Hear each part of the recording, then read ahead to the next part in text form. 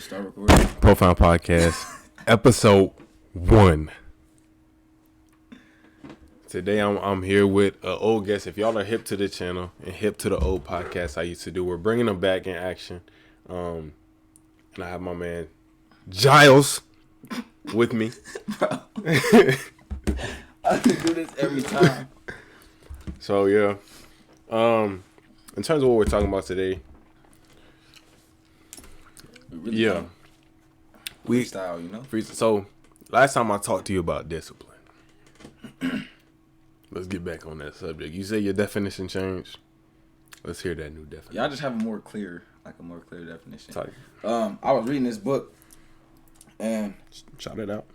Oh yeah, the book is called Ways of the Superior Man. I read that. I recommend. Yeah. Have you been getting scammed? Yeah, we talked about that. You get scammed? But yeah, I recommend all young men read that book. I have a couple book recommendations, but specifically that one, dealing with women and emotions and stuff like that. Yeah, man. That's the last time we did it. But yeah, discipline. In the book, it was saying discipline. Don't view discipline as telling yourself no, but telling yourself yes to the better things, like the things that you're that you actually want and need. You know, so it might be saying no to something that you might think is good for you right now, but you're actually saying yes to what's better for you. So don't look at it as just discipline is I'm saying no to this, no to that, no to that. I'm saying yes to improve myself, yes to being better in the future, yes to being disciplined. No, I agree. I would definitely feel I used to think discipline was I'm just going to overwork myself. I'm going to just do this because chalk it. But I think discipline is really an act of self-love. Exactly. I think it's just it's choosing yourself over everything, even your short-term gratification. I feel that's why I feel perspective is so important, because I've managed to change it into a way my perspective in a way that when I'm doing discipline stuff, it still feels like I'm achieving that something at the moment. Yeah. And I think living in that intention or living in the feeling that inspired you to take action is very important, because that keeps you driven, keeps you, I guess I don't even say motivated, because I feel like motivation is very fleeting. Yeah, I was gonna say that a lot, because people used to ask what motivates you, what makes you keep doing what you're doing. And it's man, motivation comes and goes. Like you said, it's fleeting. It's extremely rare to always be motivated every day, unless you have that why right in front of you. But sometimes life is evolving around you, and your whys change, and you got distractions and stuff. So discipline is what keeps you on a steady course to where you're trying to get to. Yeah, I feel motivation, I don't know, I remember in one of the organizations I'm a part of on campus, they had asked us in the beginning of the year what motivates you, what does you, and I said something answering, everybody was looking at me, but I think I said something oh yeah, possibility motivates me, and they just looked at me. Yeah, they said, for real, is it your parents or who motivates you? And I was no, possibility. I feel a lot of times just the possibility of good is a good thing, even for a individual growth development, because I feel if you can think it, you can experience it to a good extent, because I believe in that type of manifestation, that type of cause and effect. To know it's humanly possible means you too can do it at the end of the day. Yeah. There's no reason to put yourself down in terms of your aspirations or your goals or anything in regards to that.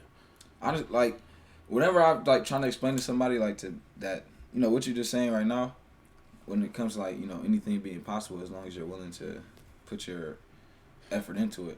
It's bro, just look around, all the stuff we see, blinds, curtains and stuff, you know what I'm saying? Computers and microphones, I'm sure at some point in time, nobody thought this stuff was possible. But somebody was crazy enough to okay, I'm going to be delusional and believe that this is possible until I make it. Now it's okay, now we all got phones. You know what I'm saying? We got computers walking around in our pockets. Yeah, nobody would have thought that was possible. Everything starts off as a thought. Yeah. I think that's important too. That's why I feel people got to validate their thoughts and understand the importance of how they think. Because I feel a negative mind is always going to create a negative world. Every time, bro. I feel it's so strong. Absolutely. That negativity, it gets you, man. Yeah. And until recently, I've been I wouldn't say I've been in a negative headspace, but I've definitely been where I was, if that makes sense. Not looking like expanding my definition of who I was enough to like experience new things or to go out into the world and do new things. That's why this podcast took so long to get going, because I'm like, I don't really feel like putting my effort in to make something, new again. But, some things are necessary. Some things I feel like are a benefit. I like doing the podcast. Why not bring it back? It's just like a little extra time I got to put aside. Yeah. I mean, you got to do what you got to do, man. Absolutely. It's needed. People got to hear what you got to say. They got to hear what you got to say, bro. That's the whole reason we here today. If y'all didn't know, this guy, one of the richest, one of the most successful young entrepreneurs in the world. Bro, that's just... He was ahead of the game, bro. Back in the day, he was the person that our parents used to talk about, and then we would just be salty. Like we'd be outside playing. They'd be like, y'all's out there running businesses. I ain't gonna lie, bro. I used to really hate that too. Cause like people trying to tell my kids that they need to start doing something. Like, hey man, everybody's path is different, okay? And look, everything didn't play out how everybody thinks. That's true. Life hits with a whole bunch of distractions, especially like from that young age of being like 12, 13, 14. You still have like a bunch of your time, and you don't have a bunch of obligations to everybody. And then like as you get older, especially like towards high school, you start like worrying about like your social circle, and you got all these different things, and then another step above that is like getting to like real young adulthood where like you trying to like provide for yourself, stuff like that. It's like, all right, yeah, that's a whole different endeavor. Yeah, man, the distractions can take you off a lot of what your main course was. It's hard to stay focused, Yeah, it's a lot of stuff out here for sure. Yeah. I feel like doing school and this, and then like all the other extracurriculars I want to be a part of, it's been surprisingly manageable. Mm-hmm. But I think that's just because I've been trying to be disciplined about at least, like, you got to be disciplined about something. One of those things. Like, you can't let everything just be up in the air, floaty up. Yeah. Like, I do what I need to with pretty much everything I do, and then, like, I put my certain amount of attention where I think it needs to be. Mm-hmm. Because I feel like your energy always goes where your attention is. Yeah. And if we don't, pay attention to the certain things that we want, then they're just going to stay in our head. Mm-hmm. That's the most tragic thing. That's the truth. Let me ask you a question. Do you think that you've been derailed from, like, the person you were supposed to be at one time? And, like, if that's the case, finding your way back. Because, like, I don't know. It seems like people always talk about identity crisis when people get old, midlife crisis and all that stuff. But, like, what about, like, the early life crisis? Like, I feel like I feel like I had 7, bro. Yeah. I had so many, like, just growing up. I don't know. Derailed, I would say I got put on the right track with every time I got derailed. Mm-hmm. Like, I definitely went into college thinking I was going a certain way. Like, I didn't necessarily know I wanted to be an author or anything like that. I was just like, I'm just going to go the business degree route and work in some corporate or own my own business in that regard. And, while that stuff is still, like, possible, of course, I feel like it's not necessarily where I invest my passion or, like, my definition of who I am. I don't think it necessarily aligns with what I want, like my highest version of myself. Mm-hmm.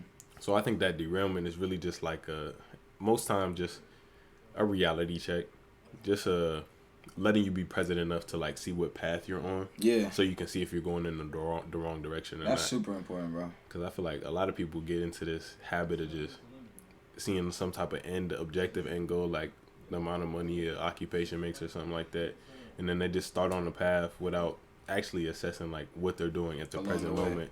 Yeah, and they lose themselves in it until they get to the end. They get there, whatever, and they're like, "But where am I? Like, who am I at this point?" Yeah, and I feel it's crazy. Yeah, because this book I read called "Outwitting the Devil," and basically it's like it talks a lot about like independent thought and like controlling your mind, and it speaks about this certain topic, and it's called drifting. Like, so like you said, like people will go drifters. Yeah, drifters. Yeah, I say it all the time. Like, you'll start realizing, like, dang, like, we go on a path, or, like, we follow these people, or just do whatever we're told, and just, without thinking our way through it. Like, you have to be in constant self-reflection and constant evaluation, and also about your like environment as well. You have to be constantly evaluating your environment to realize is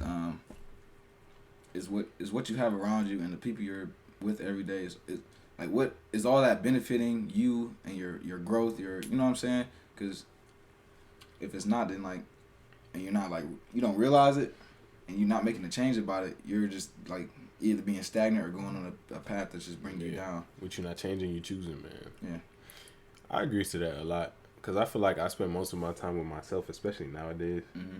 Like, especially when I'm at school. I don't necessarily think it's a bad thing. Like, I still surround myself with good people whenever I get the opportunity to. But I feel like when it comes to just interaction with people compared to how I used to be, I guess when I first got to school, because when I was in high school, like, it was just my friend group. I didn't really care about anyone else. But when I got to college initially, I was like, you know, I'm just going to be out here and be super extroverted. But I don't think I'm that extroverted of a person, like, in all like, reality. Yeah. Like, I can have extroverted tendencies. Like, I'm very expressive. But I don't feel like I go out my way that much to, like... Yeah, I'm very similar to that. And like, that means, like, especially when I went to college, like, I just stayed to myself as much as I could. And then, you know, go spend time with the people that I'm close with whenever I get a chance, like you said. But, yeah, I think naturally, like, neither one of us are, like, super extroverted.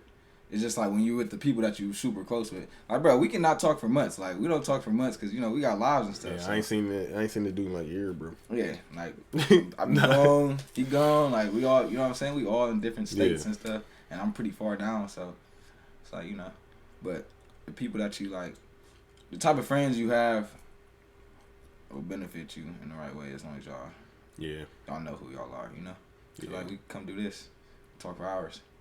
Yeah, I feel like it's important to find people like that, though, or at least be true to yourself enough to be that person for yourself. Like, I feel like true friendship and true, like, I guess love in a sense is not with expectation. Like, of course, I have expectations of you, like, not to set me up or hit a lick on me or something, but like, just regularly, like, I don't think communication or overzealous communication is a prerequisite to friendship, or at least certain degrees of friendship. I feel like freedom in a sense with friends is like allowing people to be as they are, and I'm not that communicative like with my phone. Like I don't text people that often. I try to get better at it. I try to FaceTime, like I try to do whatever, but at the end of the day, like I really be focused on what's going around in my vicinity. Yeah, exactly. So it's like if it's not in your immediate vicinity at the time, you might be thinking, like, I be thinking about y'all and my mom and my, like, all these people all day. I just don't pick my phone up and call people because it's like I'm just focused on what I have going on. Yeah. And it might be bad sometimes. I'm trying to get better at it too, like you said. But, yeah. Yeah, it only goes so far, though. But I am getting better at it a little bit. Like, when I think of somebody, I'll just give them a call or a text or something like that.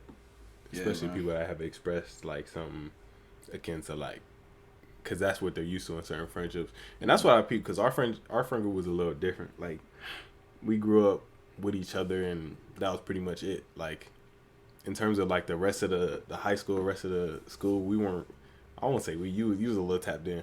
Well, but that's, I wasn't, like, involved. Yeah. Like, I didn't want to be around people. It was like, just, we was there, like, our friend group was just there. We knew each other, but, like, So it was just, like, we were just, like, really, like, focused on our group, and, like, it didn't matter what else was going on, bro. We didn't care about, like, impressing nobody or nothing. It was just like, you know, we got our group. Yeah.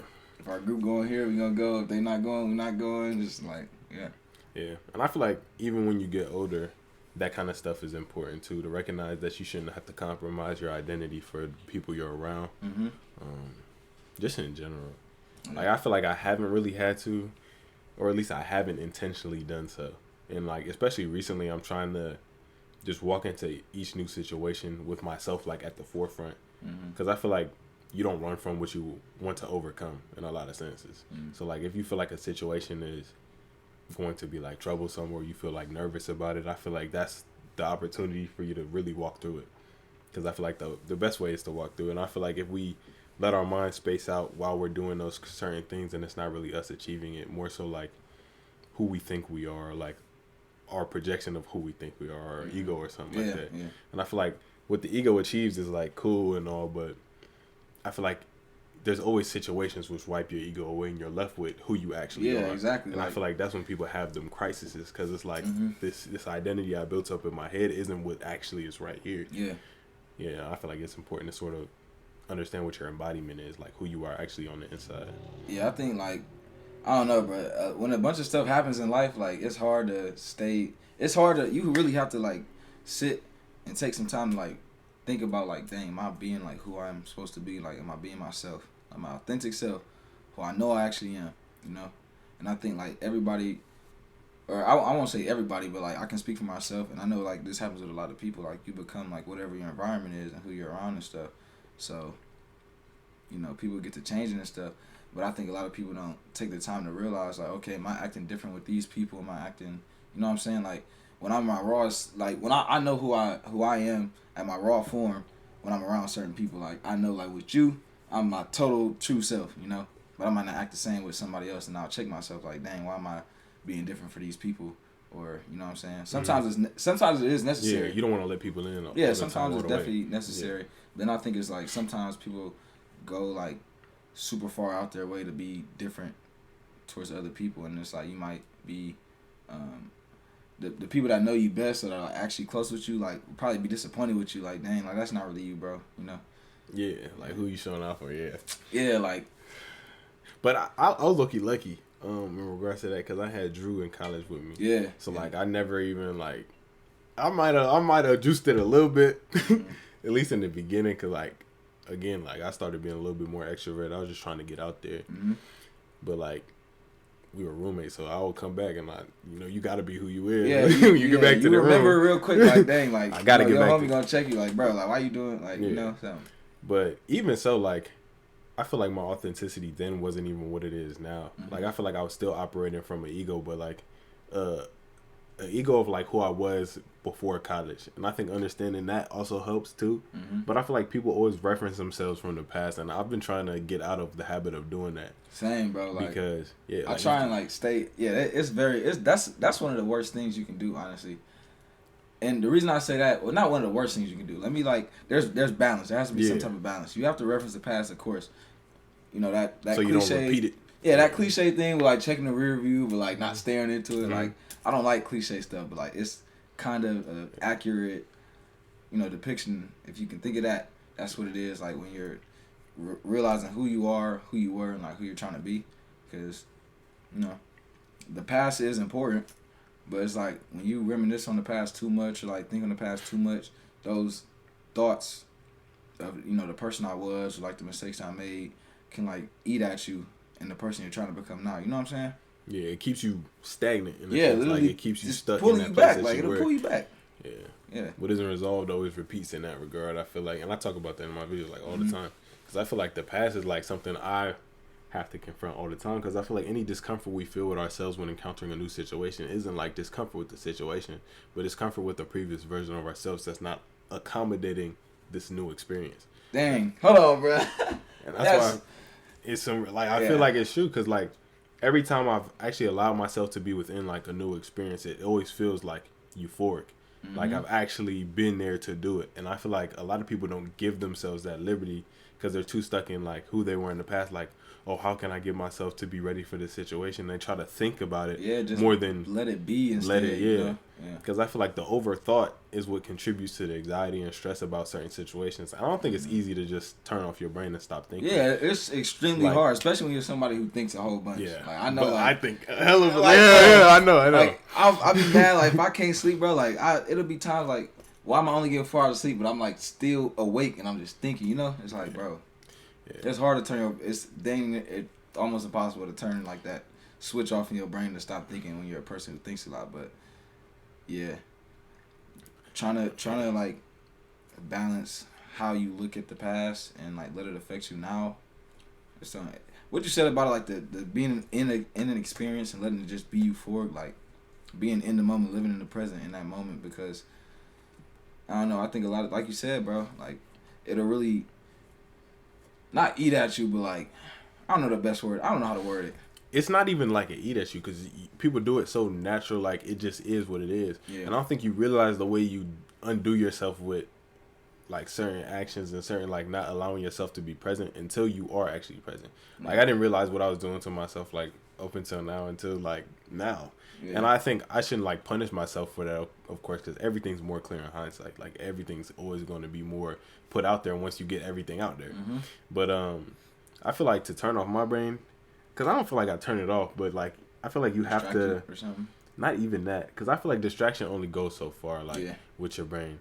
I feel like it's partially like presence, because I feel like when you're truly present, you're not thinking. Like true presence is void of thought, in my opinion. And once you get to that point, it's about like using that no thought, like that absence of thought, at least to a degree of you're actually in the situation you're in. Like I'm present now, like I'm not thinking about what I'm saying. I'm saying right, yeah, it's just like coming out. Using that moment to instill some type of positivity within your thoughts, because I feel like thought is like sort of a rehearsed thing. And I feel like we all grew up in certain situations, environments, and we've taught ourselves to think certain ways about certain things, and especially about ourselves. Yeah, especially like reactions. Like we just react to everything. And unless we put some type of positivity in us or some type of positive thought process in, then it's never going to change into something that's positive. And I feel like I'm still like battling with that now, but like it's gotten so much better over the years just from my actual intention, especially like nowadays. Like these past couple of weeks, I haven't been on social media all but like 30 minutes a day. Like I've really been really intentional with trying to be present with my thoughts and instilling positivity when I think. And like I've seen the changes like in my whole overall experience, because everything's just better. That's real, man. That's real. And I think that positive thought is so important when you're trying to be present, because I don't know, when negative things are going on around you and like you're sitting by yourself and you're thinking, it's like all you can think about is, it just gets worse and worse and worse. You're going down a rabbit hole of just like negativity, because that doesn't do anything for you, bro. It really doesn't. And it's hard to like combat it. So it's like you said, like I don't know, I've gotten better at it, definitely, like than what I used to be, for sure. Like I've evolved a whole bunch in like my thought process and how I'm able to control like what comes in and out of my mind. But you know, still evolving, still human, so it's never gonna be like super easy. But I think you just have to like be willing to put more effort into how you let your mind wander, you know? Yeah, what you're conscious of, or what you consume even. Because I think that might be what the social media cleanse is giving me, like. Because I feel like even with, like I tailor my explore pages, for you pages to like my liking, like it's all spiritual stuff. It's all like, only like it's all motivational, it's all good stuff. Motivation, like just but the before stuff that, I want to see. Before that, it could have been brain rot or something like that, just to like just distract you from the moment. I don't even feel like social media is bad in that regard. I think everything is cool in moderation. Yeah. But I feel like the problem with society is like everyone thinks, but they don't use their thought. Like, if that makes sense. Yes. Because I feel like our thought is an amazing tool. I feel like thoughts carry out a certain frequency. Like what you think of, or the feeling that you are thinking. And like if I think a bunch of negative thoughts, I'm going to see more negative things in the world. And in that way, I'm going to see more lack in my life, and I'm going to start to feel like things are slipping. And in that way, I'm going to start acting like things are slipping, and things are actually going to start slipping. Yeah, man. I be telling people like so much, like the people that are around me, to like be careful like what you say to yourself. Words are spells, man. You know what I'm saying? Because it's like, bro, when you keep telling yourself negative things about yourself, about your past, whatever, you know what I'm saying? Or about your current situation, like, all it does is build up that strong unconscious thought. Now you're actually, like, you're going to start really believing everything you're saying. And acting upon it. Yeah, and, like, it's going to, like, come to life. Like, everything you're thinking of comes to life. When it's, like, whatever, like, is the majority of your thought comes to life eventually. You know? Everyone experiences, I feel like, their most dominant thought. Like, whatever repeats in your head. And I realized that with myself. Like, I still experience a good life. My life is great. But, like, in certain aspects, I'd be like, it's obvious I haven't overcome, like, something in the past. And I've just been, like, either ignoring it or thinking that it's going to be resolved just, like, over time. And I think that's one of the things that we do to ourselves that really, like, contributes to our undoing too, because we think that our future version of ourselves is going to be more suited to handle these present problems when we're not, ready to handle them now. And I feel like that readiness I'm talking about isn't necessarily like, oh yeah, I'm ready to face it, but like willing to face it. Because I feel like The will is everything. Yeah, the future is like you're just waiting for a future present moment to do the same thing you're going to have. It's like literally, you're gonna be in the same situation. Like people don't. I don't think people realize that. Like, okay, they'll be like, oh yeah, a year from now. But like, if you're not doing stuff right now, you're basically in this moment right here. You're gonna be the same exact spot a year from now. And I'll be telling myself the same things. Like, you know, when you keep putting stuff off till this day or that day or whatever, the next month, it's like you said, being in the present moment. All life is just a bunch of present moments. That's all it is. There is no past and future. It's the present moment. Yeah, like that's all it is. We're in the present. The stuff we just said 20 minutes ago is all gone now. Like there's nothing. I wouldn't say it's not worth noting. Yeah, but it's not right here. But it's just not. Yeah, it's no longer here. If you want to create something new, it has to be your focus on what's now. Like you can't build the future without being in the present. Exactly. Like and living in the past is only gonna rebuild that. So I feel like, because a lot of times I'll be like thinking about previous mentalities I had in regards to like my philosophy. I'm like, dang, like I was a little bit happier then, or like I feel like I was, but that's just like another projection of my thought. And then again, like even if I was happier, it wasn't because of the mentality I had, because that mentality still exists here. Like I can always readopt that, but it's like the new information you gain over time, and I think it's about making your mentality over and over again, like making your life new and making yourself new to accommodate whatever it is that you've experienced. Because I feel like certain negative things may have happened, or certain experiences may have happened, more life, more, more perspective. And I feel like just as much as you can see the bad in something, you can see the good in anything else. So it's important to sort of choose what you want to focus on, choose what you want to experience when it comes to your life. What do you think like breeds like a mindset of like just being whole? Like wholeness? Yeah, like, cause like you said, like you think like, oh yeah, at some point like I was happier back then, or like what do you think breeds that like feeling of, not even a feeling, but just like the actual like when it comes to fruition, like you being whole in your environment, your realm, Me being like present? Yeah. Letting go, I think, is the most important thing. Like previous mentality, like that's cool and all, but that's the past. Like that was with that specific set of information that I had back then. I know more now, so it's about making something right now that accommodates where I am. Because I feel like if I try to rebuild that in the past, then it's like being negligent of the experience that I've gained over time. And I feel like it's important to just keep adding on to yourself in this way. Otherwise, you're just remaining stagnant. I feel like you have to move forward if you want to leave anything behind. Yeah, I think when it comes to the past, like it's okay to look back on your past, right, and reflect on it. I think a lot of people, the issue with a lot of people is like we will let our past affect us now, and we'll like sit and think about the past a whole bunch, but are we dissecting like why, like what lessons are learned from the past, like what or why you used to be a certain way, or what made you who you were and who you are. You know what I'm saying? That's what's important when you're gonna think about the past. But if you just like think about it like, as negative things, and it just like, well now that's what it is now, then I think it's a total wrong approach to thinking about the past, Yeah. I think the negative connotation we place on the past is really a negative connotation with who we are today. I think it's just in reference to our own stagnation and our own feeling about, feeling like we should be further than where we are, or something like that. Yeah. That's why I feel like it's important to sort of vest positivity where you are regardless. Like, regardless of your situation, you have to be grateful for what you have. Otherwise, you're not going to be grateful for what you get. Yeah. Because I think a lot of times, like, even the stuff I have today, I'm like, well, there was a time where I would have been super happy to receive the stuff I have today. Extremely, and I think we lose a lot with familiarity. Like, we think just because I see this stuff, like, every day, I can't have the same appreciation for it. Yeah. And I think it's just being, like, again, conscious of that and using your mind to your advantage in that way to, like, choose things to be grateful for. Like, every morning I wake up and tell myself I'm grateful for, like, a bunch of stuff. Yeah, and I think that's super hard for a lot of people, like, being grateful with the things that you have a lot. Because a lot of people, like, it's something I thought about when I was a kid. Like, you'll get a toy, and then like the week later, you don't really care for it no more. Like, the stuff stops getting played with. So, how do you stay in that constant, mind of gratitude? It's very hard. Yeah. But I think I've like conditioned myself to be able to do that now, and with me, like on my spirituality has helped me a lot. Becoming someone who reads more about, you know, what I believe in and like the principles and, you know, just like all that stuff like plays a part in like how I'm able to like stay grateful every day, even when there's like bad stuff going on.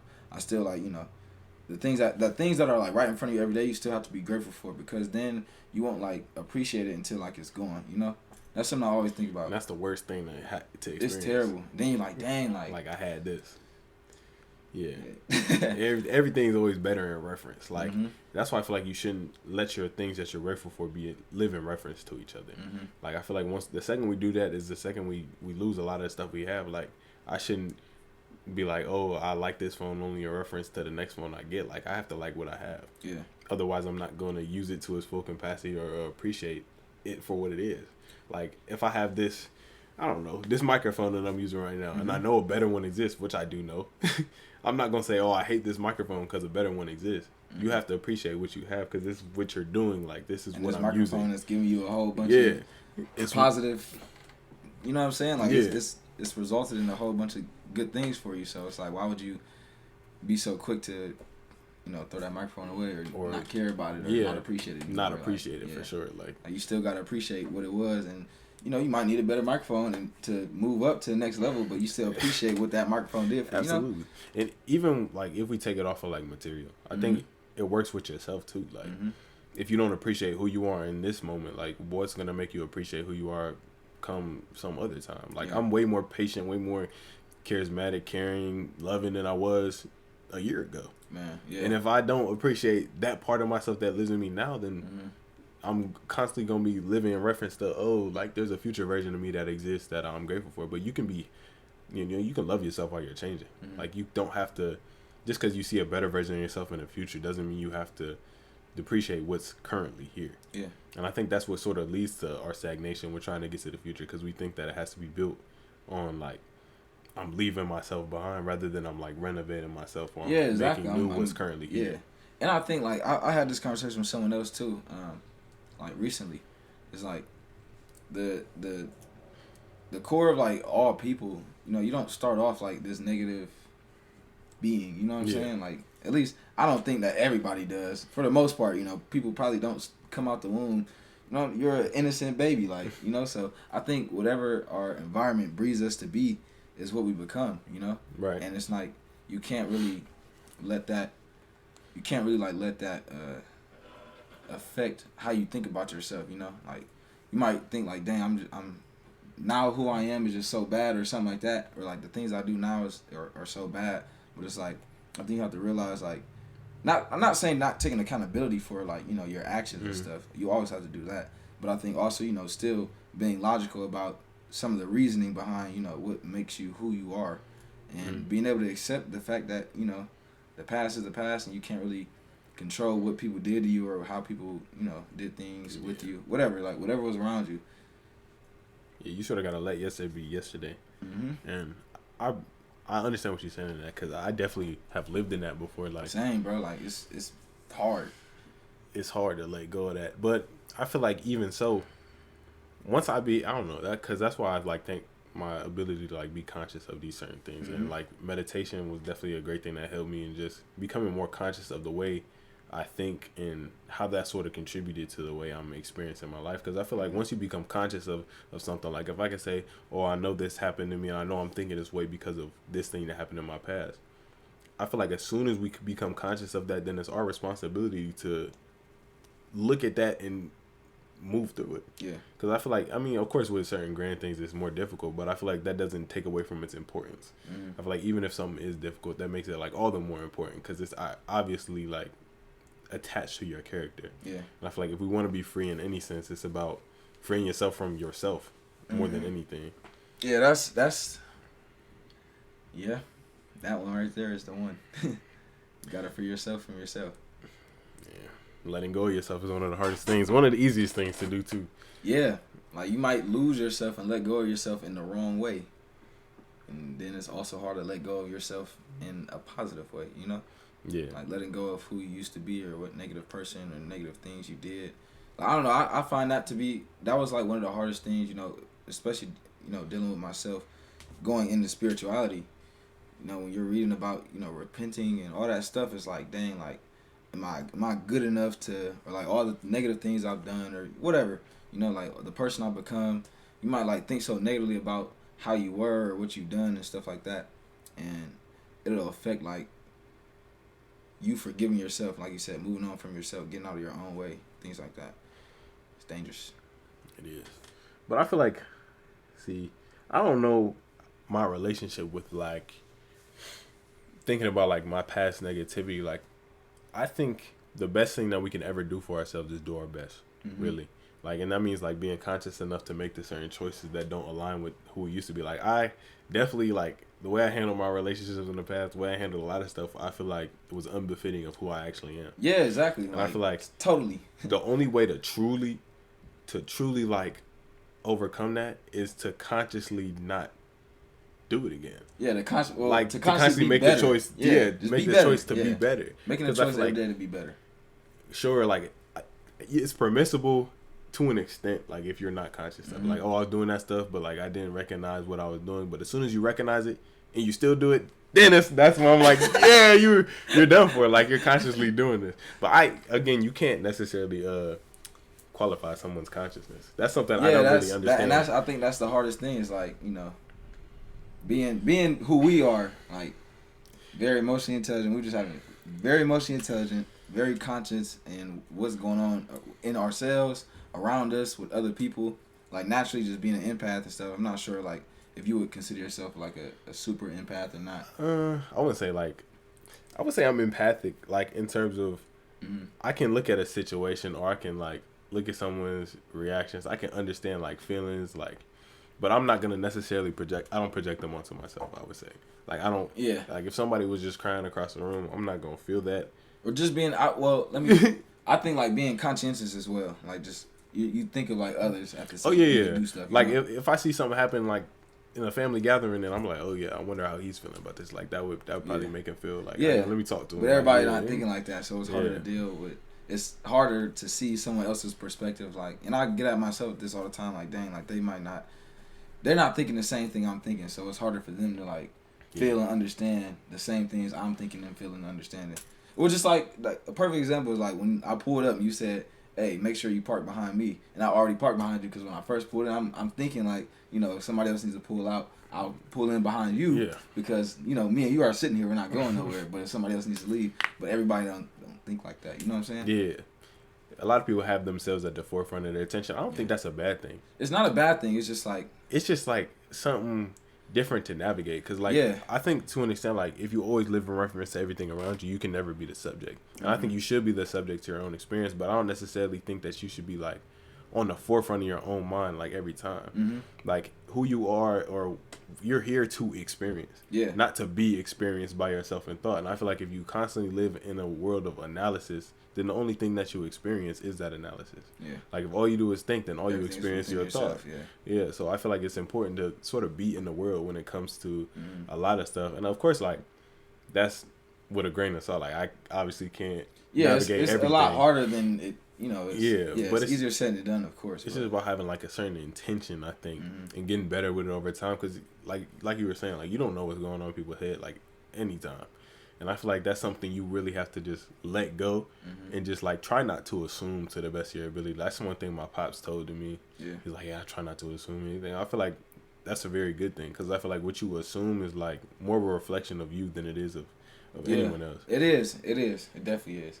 And I think it's like, to a certain extent, there can be like reasons for your assumptions, but like at the end of the day, it is like I don't know. It's kind of like negative. It's detrimental to your own mind. Like sitting. But it's hard. Like, you know, like I said, it's hard when you're like us and you think a lot. So it's like that could be the case, but I feel like making assumptions at the end of the easy, day, like you shouldn't suffer before it's necessary. That's one thing I just tell myself. And that's the hardest thing for me, I think. What? Because you just being here like, oh this is the case, but it's like sometimes I don't know. Do you get the feeling like you can see stuff before it happens? Yeah. So like my intuition be telling me certain things. But I don't really know how to distinguish between my intention and my and like it's hard. Especially because like sometimes it might just be like a lack of security with myself in the moment. So I don't necessarily know which one to feed into. And most of the time I'm just like, all right, that's my intention, but like. is that situation going to take away from myself enough for me to act now? Like, do I need to act now, or can I let it unfold and then react appropriately? Respond appropriately. Yeah.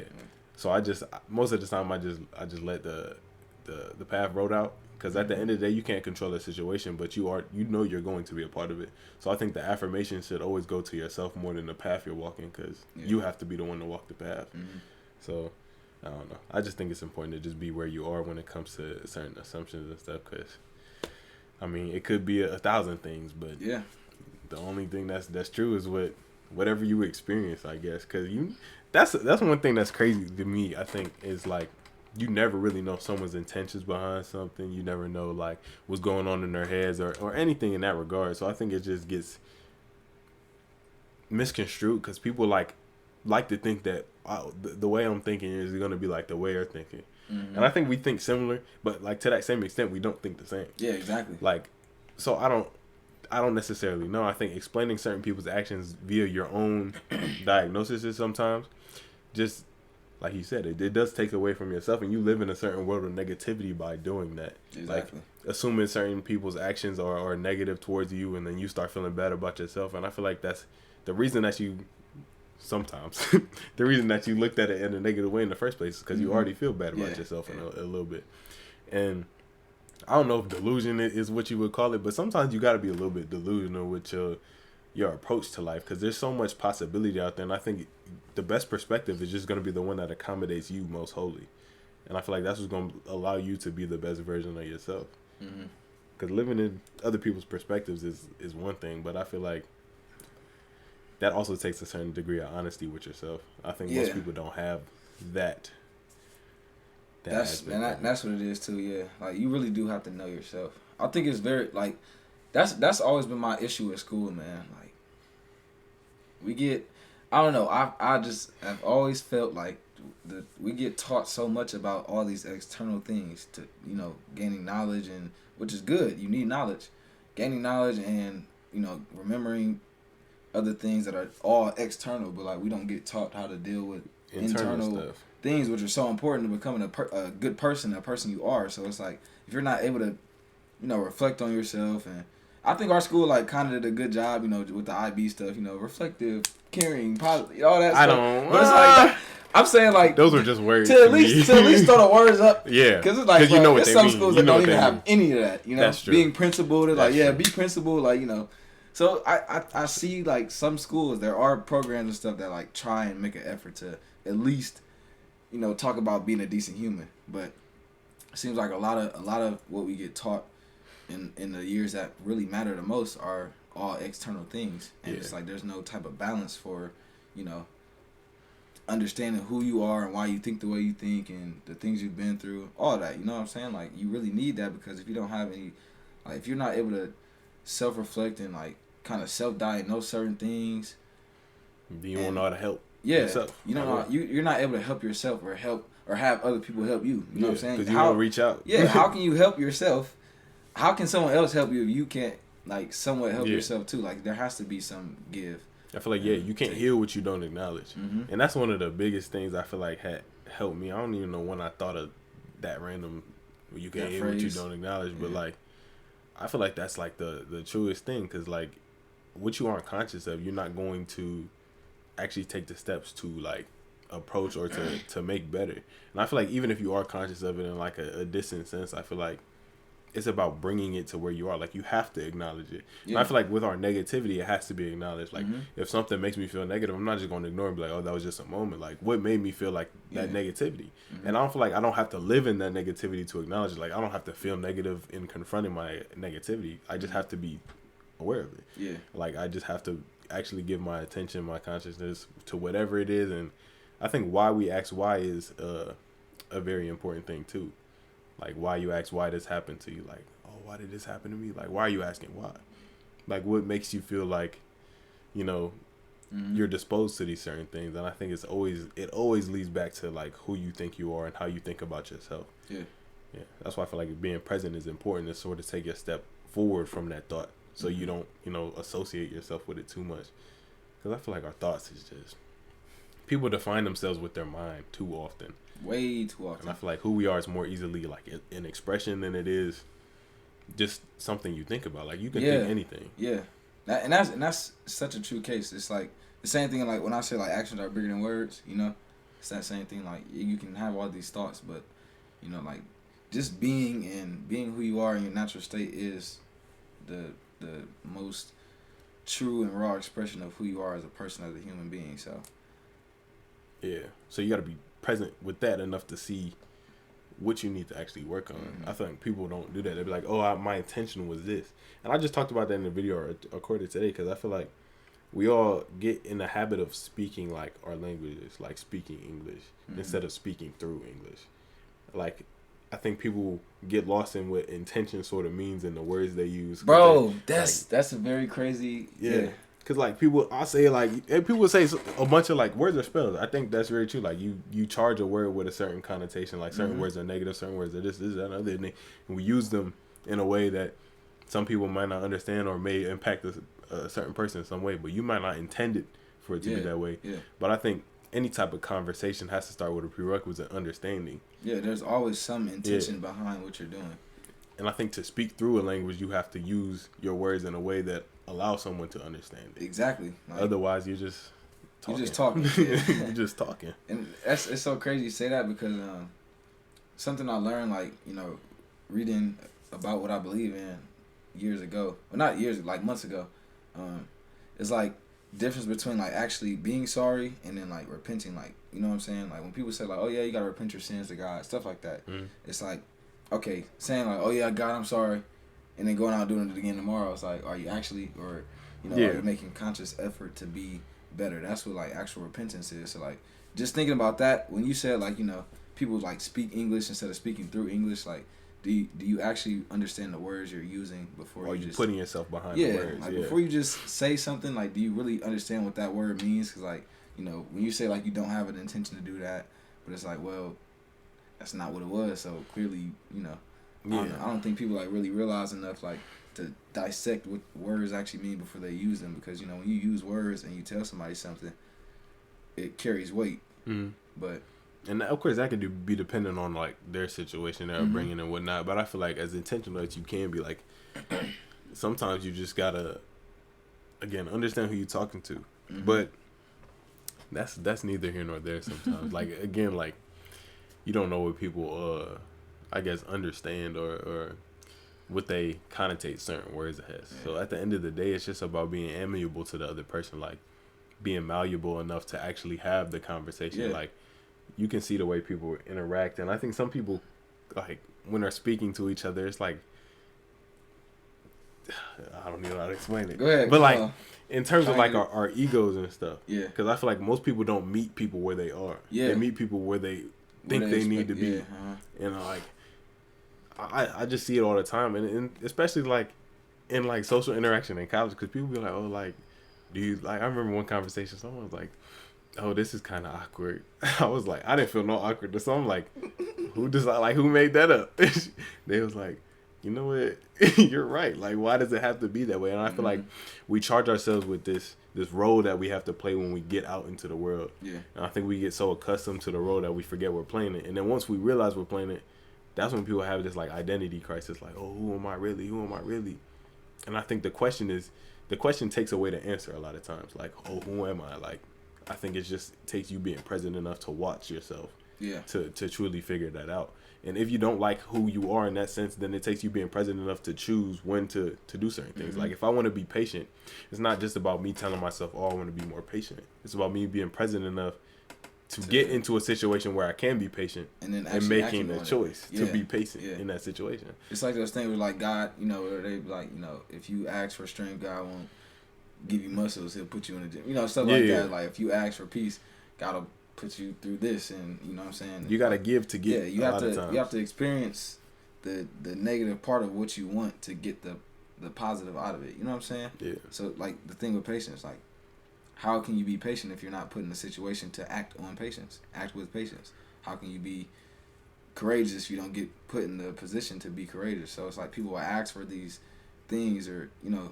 trying or say that this is what they want, but then don't like consciously act on it. Yeah, like you have to act on what the things you say you want. You have to act on the opportunities that arise, when they arise, you have to act on, you know, that this is what I said I wanted. Let me act on it and act like I really want it, you know? Yeah. So, yeah. It's like it's hard though. It's like the law of action. Yeah. Like the universal law, like the law of action. Like your goal is just a goal, or your goal is just a thought without action. Like you have to put it into the world, and you're the person who has to bring that into the world. Like everything is just gonna be a figment of your thought until you, the vessel of your thought, puts it into the world. And I feel like it's very important because a lot of people live in their thought, live in their mind, and I feel like the thought is important in terms of like vibration, attracting stuff, whatever. But I feel like until you actually, you know, begin where you are, there won't be any change. Like there won't be anything. Yeah. Like you could say to yourself you want to change in your head 100 times over and over again. And I feel like to some extent that can help. I don't know. I feel like the way you rehearse your thoughts can impact the way you are, but I feel like action has to come. It always is reflected in your action, not reflected in just your thought alone. Like if I think the most positive things in the world and I'm still spouting negativity and doing negative stuff, it doesn't matter what I'm thinking. And vice versa too. Like if I'm only thinking negative stuff and I'm doing positive stuff, then like to me, I'm still living in a negative world. Yeah. So it's important to sort of make sure you line up with your thoughts. Yeah, you have to align your thoughts with your actions. You have to, because if you don't, then you'll just be like all over the place mentally, at least in your realm. Yeah, it's not healthy for you. It really isn't. Like, it really isn't. I'm thinking about times where I like, because my crash outs weren't like crash outs, especially like once I got older, but they were definitely like mental, like I wouldn't even call them episodes. They're just like mental. You just get all the way out of yourself, like what am I doing? But like those mini crises, bro. I'm telling you, like, especially at our age, it's so common. Like we're both 20, right? Yeah. Age of anxiety, man. That's what I like to call our generation, or like from really like 17 to I don't know when. Because I wouldn't say I'm not anxious anymore, but like when I really started getting to the philosophy, I'm like, dang, this is really like the age of anxiety. Like, I think it starts earlier for girls because especially like once social media rolled around 2012 and stuff after that, you know, like life changed completely when you got 13-year-old girls who can like all see each other and be compared to each other on a platform. Girls are already extremely sensitive to like, you know, the looks and the comparison, all that stuff. Like guys, we don't care as much in certain ways. we made it that way. You know what I'm saying? Yeah. But like and then like men have played a big role in that too, because it's like, oh yeah, we sending girls and saying who's rating people, all that stuff, you know. That chat like, for rate, that stuff we used to do. Yeah, bro. Like, was not healthy. Yeah, like none of that. Like people don't realize how unhealthy that is for children, bro. Like, so being that the age of anxiety really does start earlier for girls in that age range, like 13 to 17 is when they really become like, you know, like the whole social network that they're in with school and you know, just whatever they're in, you know what I'm saying, their families and stuff, like everything is changing, and then you got all these comparisons and people looking at you differently and temptation, all that stuff. Like you dealing with a whole bunch of stuff. I think for guys it'll start, I think it starts like earlier if you like, depending on like the type of crowd you're in, because like, I saw it like with people like who play sports, you know, because like in middle school especially, like I was having this conversation with one of my friends. We was on this long drive, and we were just like kind of like thinking back and break it down, like the peer pressure and stuff that gets put on men in a different way than it does in women. You know what I'm saying? Like they get social pressure in general, but like ours is like strong peer pressure, because like, you know, you'll be made fun of if you don't look cool or you don't got these girls, whatever. So it's like you try and act a certain way. It'll get you to act out. That age of anxiety will really get you to act out when you start. Yeah, because really you think you have to play a role instead of being yourself. And I think, at some cases you just have to. Like either you don't have friends or you act in accordance. But like to that extent, I feel like you can always find one or two. I just think it's the overpopularization of like having a bunch of people like you for who you're projecting yourself out to be. And that's why I appreciated our friend group, because like people were I didn't feel the need to be like y'all seen me when I was crazy, when I was a crash out, when I like, but it didn't matter. Like I was just like all the different levels of who we were in time, bro, and like it just the literally like the most raw forms of ourselves, like before we went to parties, like all this stuff, you know what I'm saying? Like just the innocence, and also the move from innocence into like all the other stuff, into like the troubles of the real world, right? Yeah, like growing, like just growing up in general, bro. Like being able to being able to be in our group and just be ourselves was, I think, it played a huge role in like who we are now. Because if I wasn't able to, I feel like I would have been not even feel. I think I would have been a whole different. I know for sure I would have been a totally different person. Like probably more arrogant. Just a whole bunch of stuff. I would have cared more about others' opinions if I didn't feel safe around the people I cared about the most. Cause like if you're around the people you're around the most every day and like you feel like you can't be yourself, or you always have to like walk on eggshells around them because of judgment and like things like that, which I think happens a lot in sports. At a young age, it's like these aren't like my real friends. I just with them every day because I play basketball or football with them. So now I gotta talk a certain way and be cool and try and be something now. When it's like I never felt like I had to do that with any of my friends. I never felt like that. So I was always able to be myself, and I think that's what we did for each other. We were always able to be ourselves. But that's hard for people to find at that age. Like we were extremely blessed and lucky for what I'm saying. Like absolutely, that's very rare. It seems like now. At least, yeah, I don't really know what's going on in the younger generation. To be fair, I feel like their social media is a lot different because I really didn't get on social media till like sophomore year, and even so, like I never really I never really got into social media. Like I had Snapchat, I had whatever, but like I wasn't snapping people like just cause. Like I would snap my friends, and I had a couple streaks with like a bunch of people, but then I would always lose them because I didn't care about having a streak. But I think there's still like there was a lot of people that were like heavily on social media. Oh yeah, definitely. But I didn't realize that because I wasn't, and I didn't really understand. Like I didn't see like just like this generation now it's like even more common. You probably won't find kids who aren't on those social platforms as much. Unless like, their parents, unless I'm their not parents my kids have social media sites. Yeah, bro, like you don't need that until you 17. Like, 17? 16. I don't know. I said 13, but no, I mean, well, it just depends what it is, bro. Yeah. Who knows what platforms will be out by the time we have kids that are like old enough to really hopefully experience. They get rid of social media. Yeah, man, to an extent. It's crazy because I there's a really good video I watched. It's this one podcast called the Rich Road podcast, and he was on there with a psychologist, and they were basically like breaking down like how social media has like changed the minds of children and the generation from like 2010 and up, or 2007, whenever like Facebook and stuff started, and like what it's become now, like the evolution and them seeing like studies of like suicide rates, all these things. Like it's crazy how big of a role it's played, and I think it's a FOMO thing when it comes to like not being on social media. Like I feel better when I'm not sitting scrolling and being Absolutely. stuck on the phone and seeing a bunch of stuff that's like it might make you feel like you're not enough, or it might make you feel like you're ahead of other people, whatever the case may be in your life. You know what I'm saying? Like just all these other things. Like that's what social media kind of does. And it's like they did like they took a poll and like asked like college students. It was like a room of like 40 or 60 people, something like that, or maybe more. Like they basically just asked them like who would pay for, if everybody was gonna get off social media, how much would they have to pay you? And people like we would pay for that. Like if everybody could get off and you wouldn't have to miss out. Because that's the only thing I'd be thinking about. Like if I delete Instagram, like dang, I wonder like if people are like trying to communicate with me and stuff. Not even like missing out on just what's going on for real. I don't care as much as I used to. But I'd be thinking like, oh, somebody's trying to communicate or like talk to me or reach out, whatever the case may be. So I think like that's a lot of the reason like people can't get off of social media when we really want to. Because honestly, bro, like it's no way like social media isn't detrimental to your mind at some times. I don't even know if it's a communication aspect for most people though.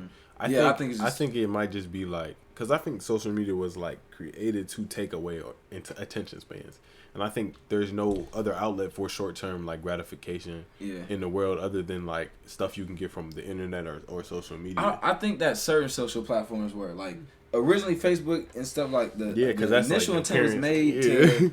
And Instagram is like, to keep connected so like I can keep up with like what you're doing if you're in Africa on the other side of the world from me, and like you're a loved one and I can't see you for 5 years, but I can still like, see what you're doing and make keep sure up. you kicking.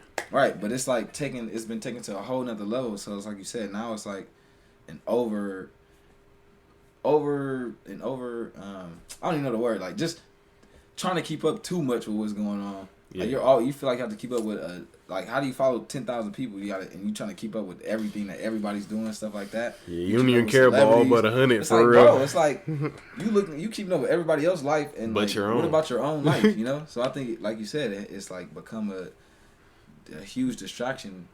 And I think TikTok is definitely made for the attention span thing. Yeah, I think it really is just to take attention away from ourselves, so we aren't, learning to be capable on our own, at least with our own minds and our own way of thinking. So like we're being taught how to think in certain ways, and exactly. That way we're being taught to like contribute to consumerism and I'm about to say like that's all it is, man. People actively live in the matrix, bro. Like, you think this is really a simulation, like stuff like that, and it's like maybe not physically. Like, no, I don't think my real body is plugged up somewhere, and like this is like a dream. Because if it was, like, that'd be ass. But I don't think that's the case. I just think that, not even think. I know that like the simulation is like just us being forced to condition. Yeah, condition. That's what it is. It's a condition of our minds, So it's like you said, like being conditioned to think a certain way, go with the main crowd, spend money in certain ways, consumerism, all that stuff. So it's teaching you not to like yourself. Real. until you like really sit and ask yourself why before you do a whole lot of things. Like I was having this conversation with somebody else before. Like when you get something, like do you ask yourself like, why am I buying this? You know what I'm saying? Like I get something and like, yeah, I know I'm buying it for the name on it. But I also just want it, or like, am I buying it because like I kept seeing it and everybody's wearing it, and it's being like forced on me. Now I got to spend all this money because I want to. Like, do I actually want this? Like, would I actually want this if nobody was wearing it? Yeah, that's something like that. Like, would I actually like these things? Like, so I think it's very important to like try and be authentic in what you in the moves you make and how you act and what you do, because it's like we're extremely conditioned to just be whatever we see, Hey man, where you been with them ones? I want a family game night. Okay. That's all that happened. Yeah, that's a good family game night right there. Yeah. Hop on one of those. She wasn't gonna win, man. It was always gonna be me. It was always gonna be me. But yeah. I don't know.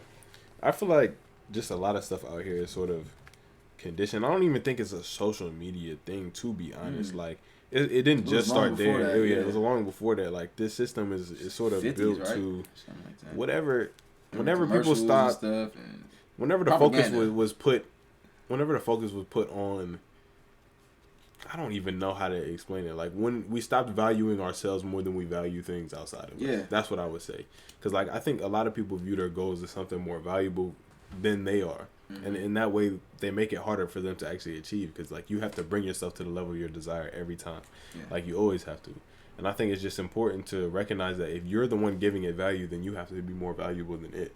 Like it doesn't work vice versa. Like it doesn't really work that way. Like, and especially since most of the stuff we do find valuable aren't like real in a sense. Like I value a diamond, I value gold, like I value money, this is that and the other, but like what is that other than like someone's perspective of a specific something? Like if the dollar bill was, if they change, just like there's the paper, like currency looks different in other places, you know what I'm saying? It has a different value.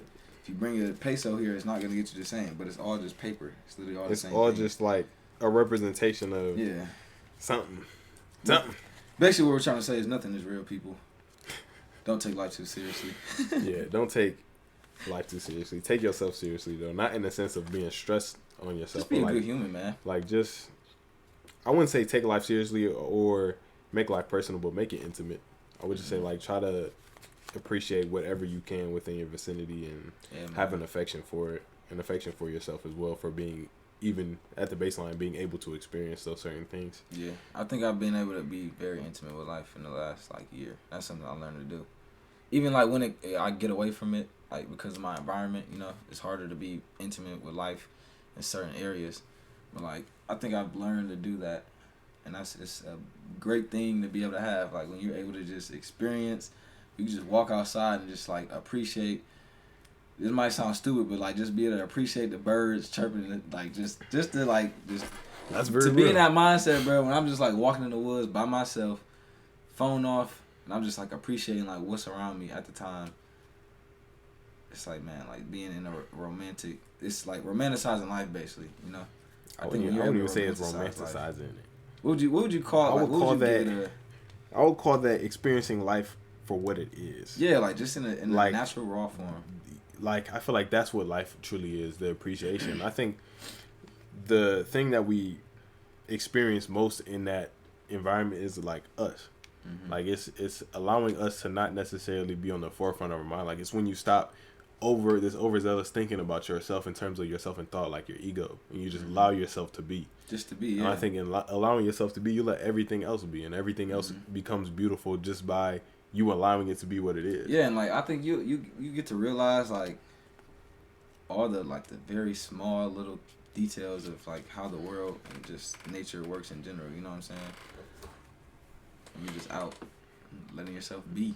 I think you could bring that low key to your day to day, at least to an extent. Because I was in nature like all summer, so like it got to a point where I was like, dang, like. You know, I was philosophizing. I was like, man, bro, like I swear. Man. I said, dang, like I really enjoy when I'm in nature. Then I was like, but like, real is real. Like nature exists everywhere you are. Like it's just about the perspective that you have on the world around you. And I think you just have to learn to let yourself be. Because I feel like you can't accept the world if you can't accept yourself in any situation. I feel like that's the discomfort we feel, not accepting anytime you don't accept the situation, I feel like it's you not accepting yourself. Because if you accepted yourself, then you'd recognize that you aren't the situation you encounter, you're the reaction to it. Yeah. And it's just about understanding that reaction and I guess reacting in a way that allows you to still find comfort in who you are. That too. And I've learned to like respond instead of react. And I think the difference is, you know, when you react, it's just like your natural reflexes. Like if you hit me right now, that would, like whatever I did immediately, that's just a natural reaction.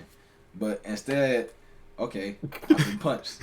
Now let me think, what is the best thing to do? That's a response, you know? That's different. Right. Like you cuss at me right now and I just like, and I hold my tongue, that's me saying wait, or like respond instead of like, you know what I'm saying? You might have to cut that out. What time is this at, bro? React. Okay. Giles said a curse word. Sorry, guys. I used to cuss a lot on these podcasts. Yeah, Yeah, I'm getting better, you know what I'm saying? Sensorizing. What is it? Censoring, yeah. Censoring myself, yeah. Just added like 3 extra syllables to that word. Can you just put like a beep sound? Like, beep, beep? I'm not going that far. I'm just cutting it, bro. Bro, this is 100 minutes for real. No, I'm playing. It's 1 hour and 7 minutes right now, but... It's neat, brother. People need to know what was said. How they gonna know if it's a beep? Not that the B word. I'm saying like, you know, if it's like, let's just like retake that little part. Basically, I'm trying to say, guys, if you react to things immediately, you might not get the best result because you're just like it's a natural emotional reaction to. Can't you the gummy on cam? Why you clocking, yo? What's going on? But yeah, bro, like you have to be able to like respond to people and not just react. Respond to situations and not react. So like, let yourself have time to think and process things before you just, you know, act. Or just at least let yourself be in the moment where you have an opportunity to like choose. Because I feel like. The reaction portion of it is just like our subconscious. And I feel like if you're allowing yourself to be conscious in your situations, then it's just like there is no reaction until you choose to do something. Right, exactly. And that's what it definitely is. You have to be conscious in the time because your subconscious is going to do whatever is like you dispose of it. Yeah, whatever you've been breeded to do from the last however many years you've been alive. You know what I'm saying? That's like you have to. Those habits have been formed over decades of time. So until you're conscious enough to like start rewriting some of your brain information. Exactly. So it takes time. So that means like all the things you do, you have to be conscious when you're doing them and when you respond instead of react to people, because then you'll like build a better habit of like, now my subconscious won't just react a certain way I would have 5 years ago, you know, because I've been working on it. So it's important.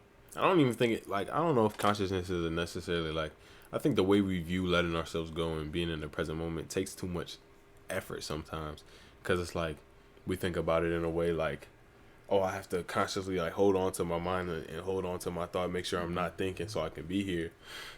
But I think it's just about realizing. I think. Yeah, like I feel like it's about letting yourself go. Isn't about like holding on to anything. It's about truly letting go of your thought. And I think the best way when people ask me on my streams like, what do you mean by present moment? I'll be like, try to think of like, ask yourself, what is my next thought gonna be?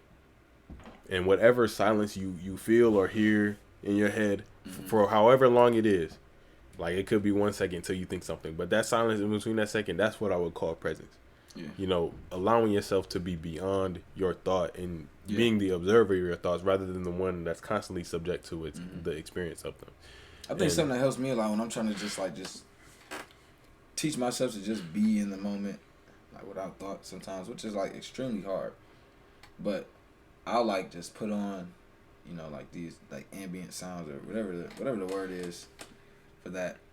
Those sounds that just like, you know, just stimulates you just being relaxed, you know. Just like just lay on the ground on your back, just let your arms and limbs just be loose and just feel your body. Meditation. Try and like just sit and even without thought, just like hear your heartbeat, you know what I'm saying? Feel your heartbeat, feel how you breathe. You know what I'm saying? Just feel the muscles in your body like just work actively while you're just sitting there. And like that kind of lets me get away from like my thoughts and just like, you know, sit and just be for a while.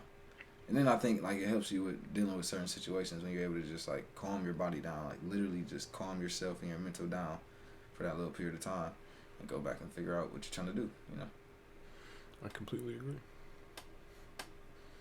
Definitely agree.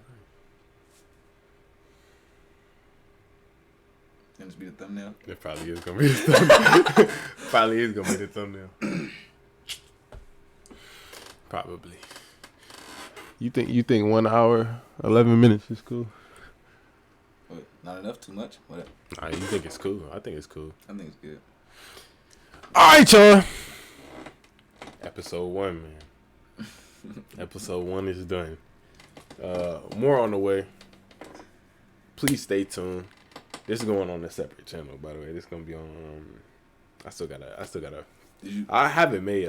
Trust me. Oh Lord. I do have it made. I just have to. Oh, you got it made. Yeah, so it's been made for months. Like, that's good. I've always had it. So you don't gotta but I just need to promote it when I actually upload the videos. Yeah. Probably just do like a little clip on your other page and then like tag. What are you gonna? I don't know how you gonna go about that. I'm gonna do it. What's the best way? You one of them, bruh. No free promo. I knew he was gonna do that, bro. I knew. All right, bro. All right, bro.